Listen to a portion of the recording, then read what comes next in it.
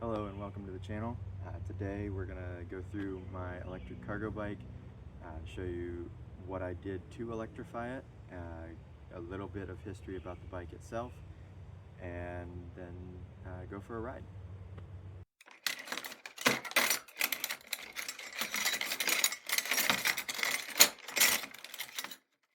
So we'll start with a little bit of history about the bike itself and what is this bike.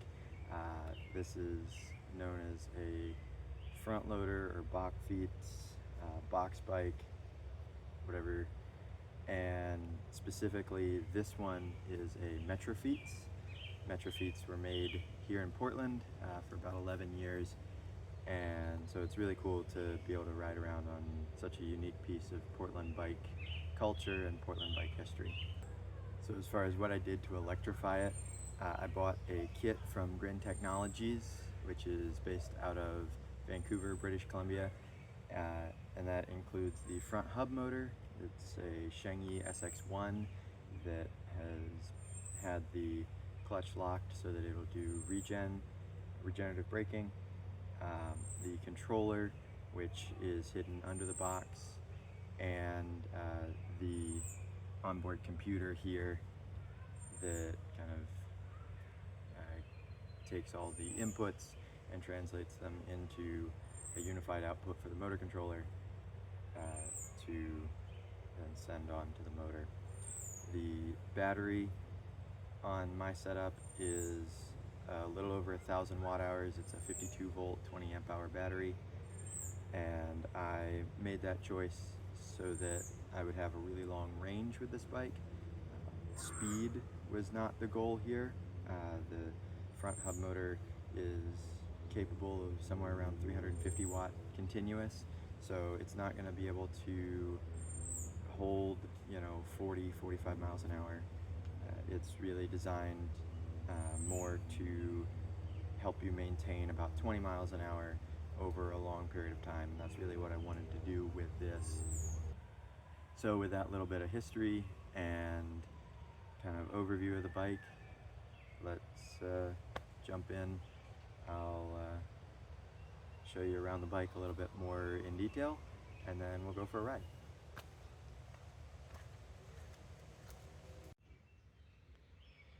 So we'll start up here at the front hub motor. As I mentioned, this is a Shengyi SX1 geared hub motor. So it's 5-to-1 gearing internally, and then it has regenerative braking. It's been modified to be capable of regenerative braking, and that's the purpose of this big torque arm here that clamps down onto the axle that helps keep the axle from rotating back and forth as you go from powering the wheel to regenerative braking back and forth. And this really changes the game on a big cargo bike like this. It goes from using the brakes quite heavily and going through pads relatively quickly to very light use of the mechanical brakes.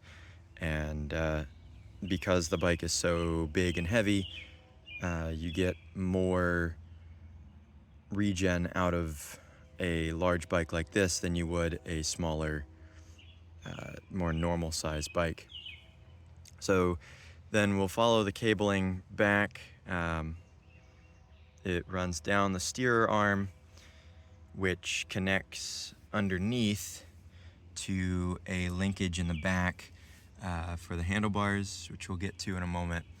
And as we follow the cabling back underneath the bike, take a look up, and we find this metal plate here. You can see that's an aluminum plate, and the motor controller is mounted to the top of that, and that doubles as both a skid plate to protect the motor controller from anything that may get kicked up by the front wheel, and as a heat sink for the motor controller.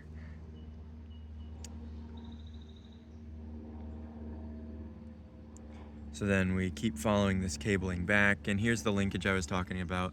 So this linkage connects to the steering column, which goes all the way up to the handlebars, and that's how this bike steers. And the signal coming out of the motor controller links back into this cabling bundle, while the power goes out the other side and runs up to the battery through that XT90 connector there.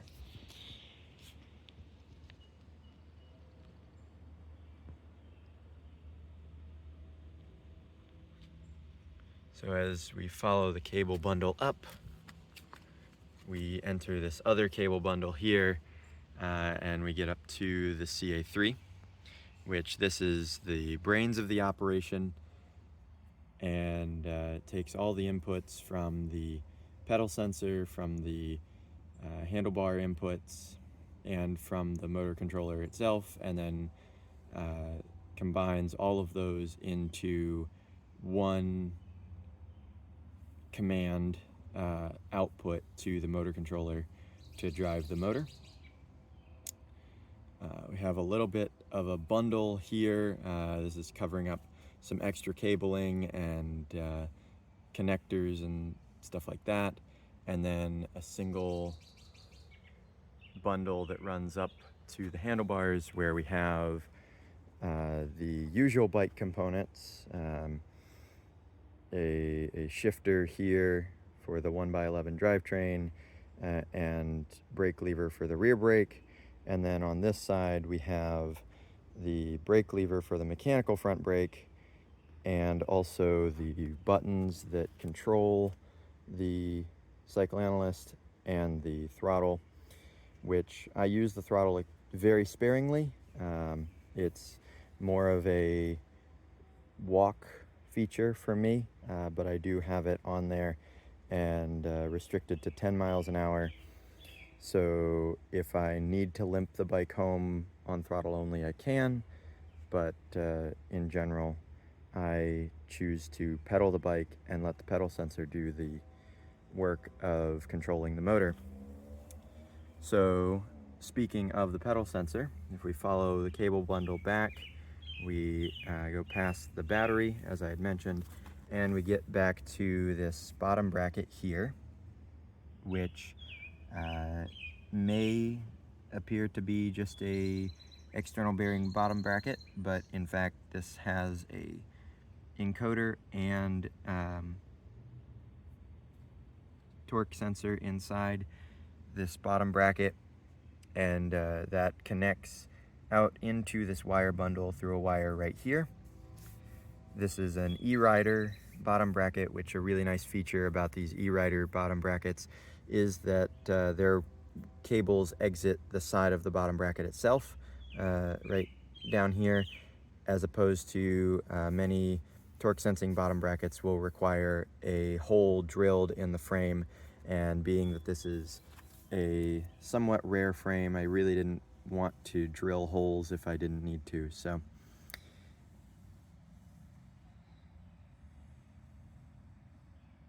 moving up the rest of the way up this cable run, this is really just containing two things. One is this ground right here. One thing with the e-rider bottom brackets, they will often perform better if you have the electrical system, the entire electrical system, grounded to the frame of the bike. And so that's what the purpose of this little wire right here is. And then the rest of this bundle just disappears back under my little bag on the rear rack, and is just the wire going back to my tail light. So the normal bike components, just quickly on this bike, it's got 180 millimeter rotors front and rear with Shimano hydraulic single piston brakes, and then the drivetrain is an SLX, Shimano SLX 11-speed mountain bike drivetrain. This is Nothing particularly exciting for folks who are familiar with bike components, which if you're watching this video, I'm making somewhat of an assumption that you are. And then this front chain ring is a 38 tooth chain ring, which I find to be large enough to let me cruise comfortably at speeds that this motor is comfortable pulling the bike along, but also small enough that I never really feel wanting for a lower gear. And finally, just a quick note on the box, which we kind of passed over before, but this box is a custom box that I made for this bike. The bike also comes with a larger box that is more suited for carrying a small child or lots more stuff, but I prefer to use this box, particularly in the summer months. It's a little bit smaller, a little bit lighter. This is easier to park the bike since it's a little bit narrower profile than the large box is, and it's a little bit easier riding in a group, just generally easier to deal with than the large box. But I do use the large box in the winter quite a bit because the large box also has a rain cover, which here in the Pacific Northwest is very important and very useful.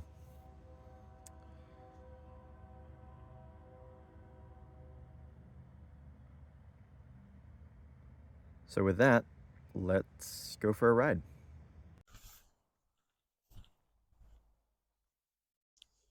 Good morning. It is currently a beautiful Saturday morning. We'll see if that holds. The weatherman says that there might be some rain later today, but hopefully this beautiful weather holds. I've got a pretty big ride planned for today, so I'm going to start off with about 25 miles into Coffee Outside this morning, and then some more riding around town, ride off the Shift to Bikes calendar, middle of the day, and then finally ride another 20 to 25 miles back to the house, depending on where I end the day. So all told, looking at probably somewhere 50 to 60 miles on the bike today. I've got a full charge, not a full charge, about an 85% charge in the battery, which should be more than enough to do the 50 to 60 miles today. And the weather's beautiful, at least right now. So let's get riding.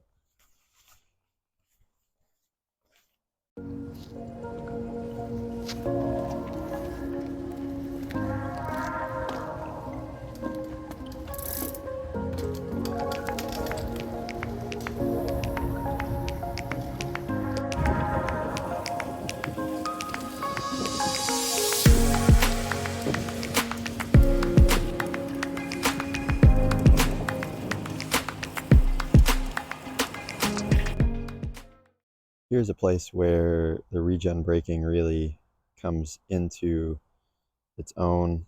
I know camera is not going to do justice to just how steep this hill is, but for reference, you know, you can kind of see that house there, how quickly the ground falls away from the house. So regen braking on a hill like this can help keep the bike at a controllable speed without heating up your mechanical brakes.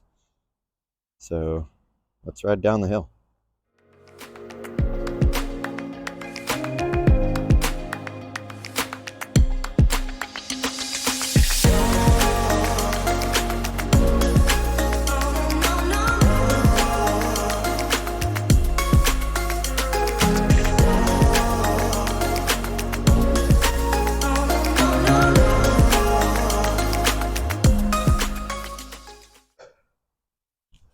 And after a long day, we're home. I am 60.2 miles on the day, and I did stop at Fred Meyer and pick up some groceries on the way home. Perks of the cargo bike. It was a good day. Saw some old friends, made some new ones, and had a lot of fun. So I hope you have enjoyed this video and learning more about my cargo bike and all of the smiles that it brings me and everyone else that encounters it. So here at the end of the day, just some quick stats for you nerds who are watching the video. So we went through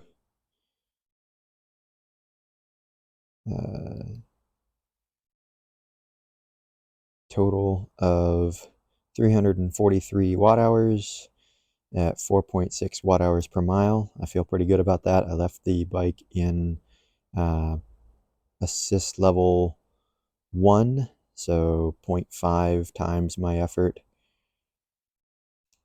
So 4.6 watt hours per mile. I feel pretty good about that. My watt hours 563.2. I did bump it up to 1 times my effort after I picked up the groceries, so that's why that's not quite double. 22% regen. I did have a major hill between going both directions, actually, a major hill that I was able to make up a lot of that regen on, so that certainly helped bump that number up quite a bit. But 22% regen really also speaks to how much extra regen you can get on a big heavy bike like this as compared to something smaller, a more normal size bike. My max speed was 32.7 miles per hour. This is all, I live in America, so miles and inches and all that kind of fun stuff. Average speed of 11.5 miles per hour and total ride time of 5 hours and 12 minutes.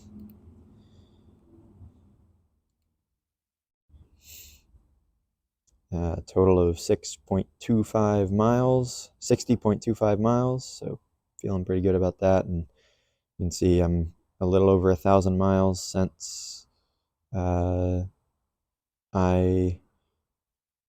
did the swap to the electric on this bike, so pretty happy with that. Feel pretty good about that as well.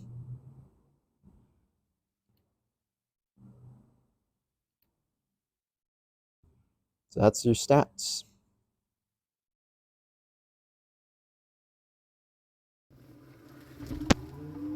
Here at the end of the video, I have added some clips from back in the winter when it was snowing.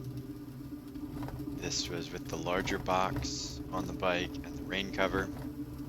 And then I've also thrown in a few pictures of some of the various things that I've carried on the bike.